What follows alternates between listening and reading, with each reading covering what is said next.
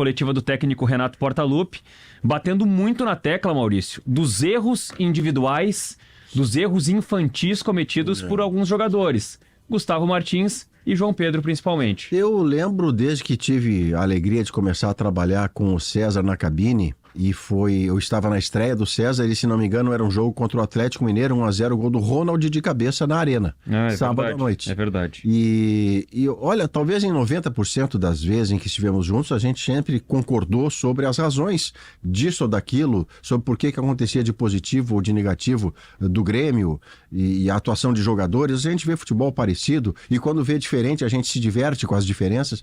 E hoje é um dos dias em que a gente não concorda em relação aos autores principais da derrota do Grêmio hoje.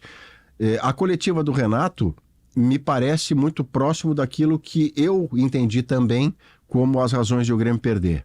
De um 2-0 construído com organização, com valentia, com compactação, com mérito e já com um homem a menos, o Grêmio vai para um 3-2 que passa diretamente por 2 erros grosseiramente inaceitáveis. Um lateral que não tem 17 anos estreando no profissional. É um lateral de uma carreira afirmada e que, aliás, faz uma boa temporada com o Grêmio em 2024. O João Pedro comete 2 pênaltis que um jogador do tamanho dele não pode cometer. O primeiro, como você disse, Jory, dava para não dar, porque o jogador deixa a perna do Atlético, mas o João Pedro abre a possibilidade do pênalti ser marcado dando um bote desnecessário. Ele deixa na reta. O cara em quem ele dá o bote está virado pro escanteio. Ele não vai chutar no gol. Ele coloca a perna pro cara enganchar. Esse tipo, me derruba. Sabe que E a partir disso, qualquer interpretação que a arbitragem tomar é do jogo, né? É isso. Eu tô dizendo aqui, o pênalti da hora do jogo aqui, Jory, me deu uma sensação de mandrake, sabe? Sim, sim. Na hora que eu tô na linha, eu tava exatamente atrás do atacante. Me deu a sensação de uma cavada grosseira. Sim. Só que quem fez o pênalti, quem reclama mais é o Edenilson. Né? Sim. É que o que acontece no lance é o seguinte, CCD. Geralmente, quando o jogador corre, ele faz um movimento de elevação da perna para dar a passada. E nesse lance especificamente, quando o Palácios toca na bola primeiro que o João Pedro e ele percebe que o jogador do Grêmio se aproxima, dando um bote que até o momento do toque na bola do Palácio é um bote no nada, ele aproveita dessa proximidade do João Pedro para sofrer o choque, para sofrer o contato do jogador do Grêmio, né? O famoso procurou o contato e o contato veio.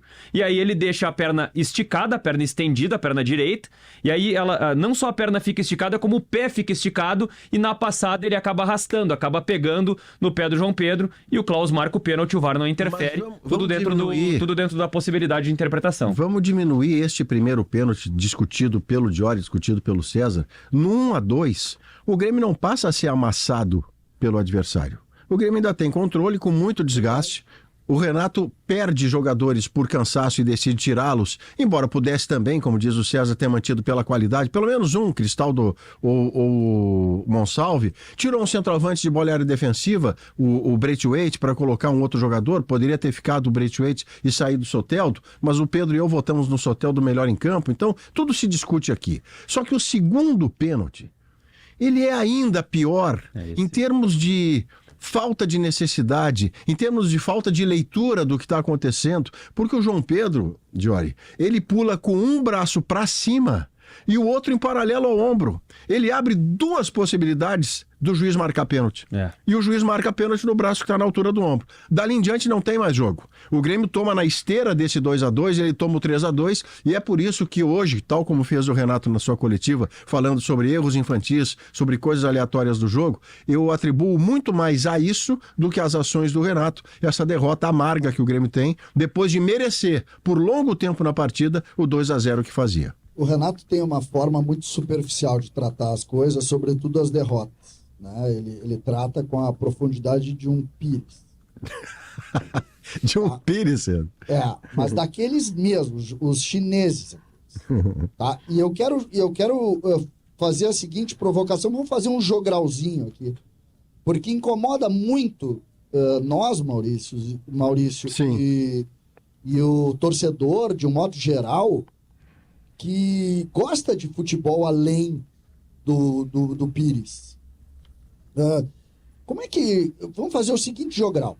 O Grêmio bem no jogo até os 21 minutos do primeiro tempo. O Grêmio bem no jogo. O Grêmio merecia ganhar, certo? Segundo tempo, se quiser. Não. Primeiro mesmo, tá. 21 minutos. Tá. Primeiro jogral. Primeira ocorrência. Expulsão. Essa é a primeira ocorrência. Então tá 0-0 e tem uma primeira ocorrência que é a expulsão.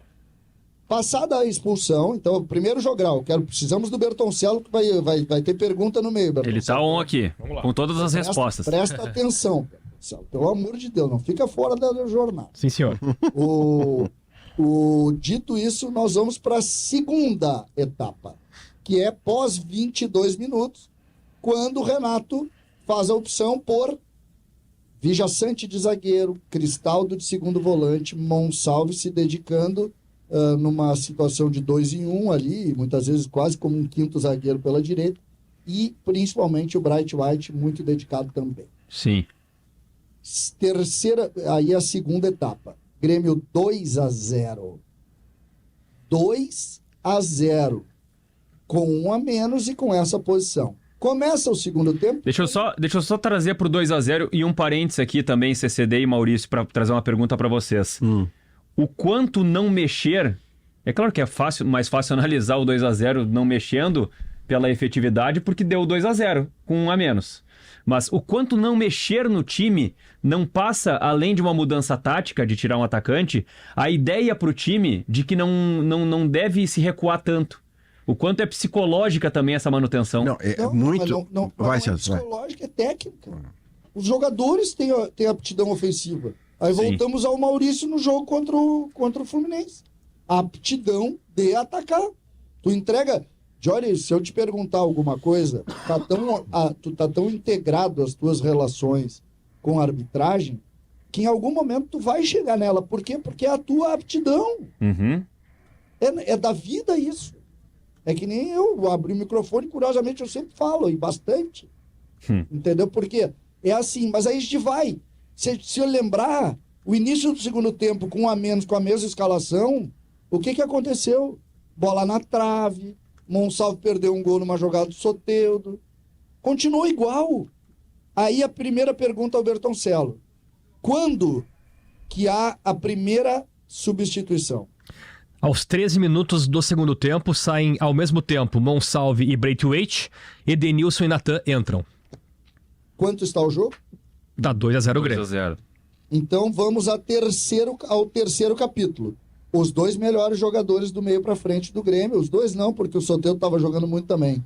Renato saca e opta pela transição, abrindo mão da posse de bola. Porque o Edenilson é um jogador de transição e o Natan Fernandes é um atacante que está com a confiança abaixo do pé dele. Sim. Mas, terceiro capítulo. Quanto está o jogo? 2-0. Quanto E CCD? Cristaldo? Que fique claro que o Natan que entra é o Felipe, né? O zagueiro. O Natan Fernandes, ele entra aos 28. Melhor Cristaldo sai. Mas, para melhorar a minha tese, o que tu faz? Tu joga todo mundo para trás. Aí sai o gol, o primeiro gol. Ou Isso. o Cristaldo sai antes? Primeira Não, pergunta. sai o primeiro gol marcado pelo Scarpa de pênalti aos 27. Aos 28, o Renato tira o Cristaldo e coloca o Natan Fernandes.